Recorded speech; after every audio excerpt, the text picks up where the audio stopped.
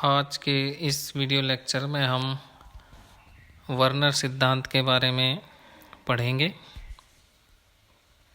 Werner ने cobalt chloride और ammonia की अभिक्रियाओं से बहुत से कोबाल्ट एमीन क्लोराइड बनाए तथा उनके विस्तृत अध्ययन के फलस्वरूप ये देखा कि इनके संगठन में बहुत कम अंतर होने के बावजूद गुणों में अत्यधिक अंतर पाया जाता है।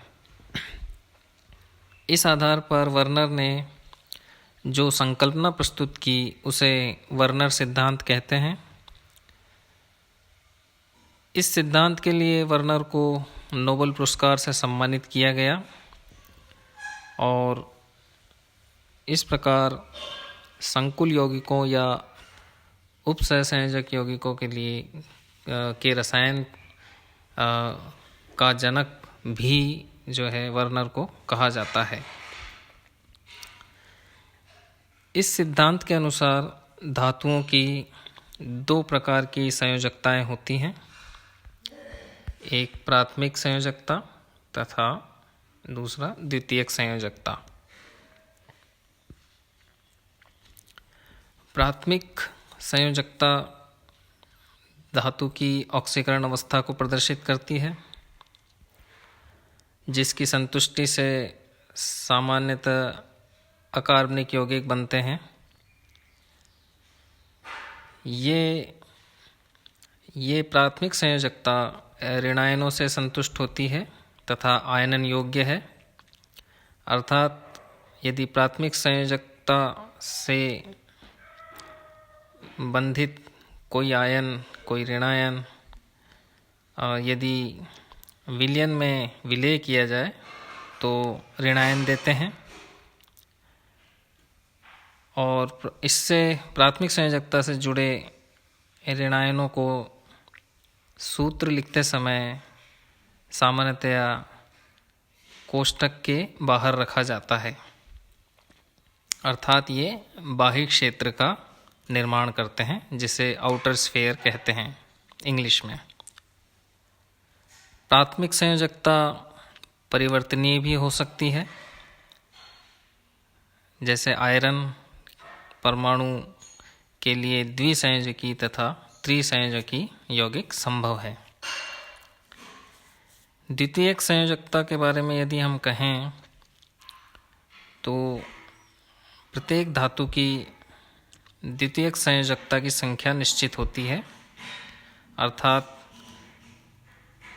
धातु की समन्वय संख्या से इसका आशय है और इनकी संतुष्टि से यौगिक संकुल का निर्माण करता है।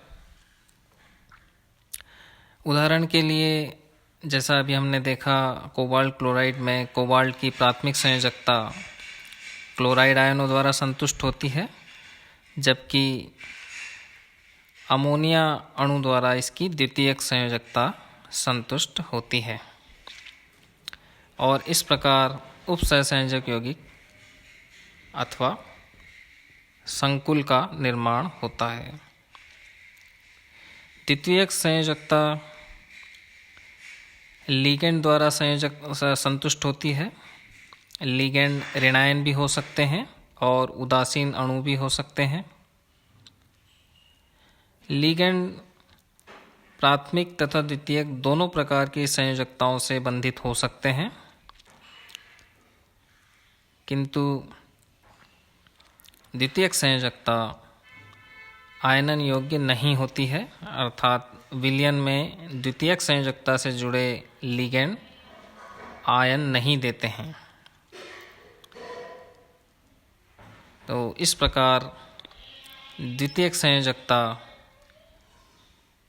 प्राथमिक संयोजकता की अपेक्षा प्रबल होती है।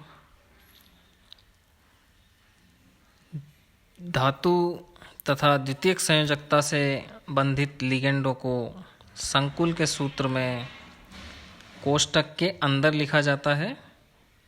इस प्रकार यह आंतरिक क्षेत्र का निर्माण करता है जिसे इनर स्फीयर इंग्लिश में कहते हैं।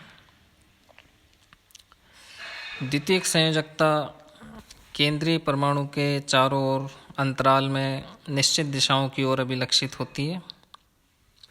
जैसा आप चित्र में देख रहे हैं, प्राथमिक संयोजकताएं गहरी रेखाओं द्वारा प्रदर्शित है तथा द्वितीयक संयोजकताएं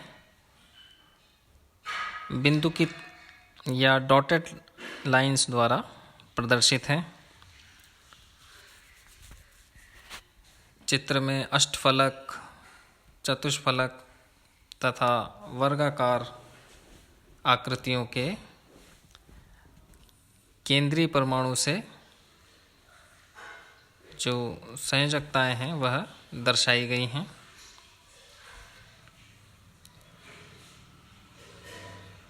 इस प्रकार चित्र में इस प्रकार का प्रदर्शन नहीं है, किंतु हम सामान्यतः उन्हें डॉटेड या बिंदुकित रेखाओं द्वारा दर्शाते हैं। तो इस प्रकार हमने वर्नर सिद्धांत के बारे में जाना।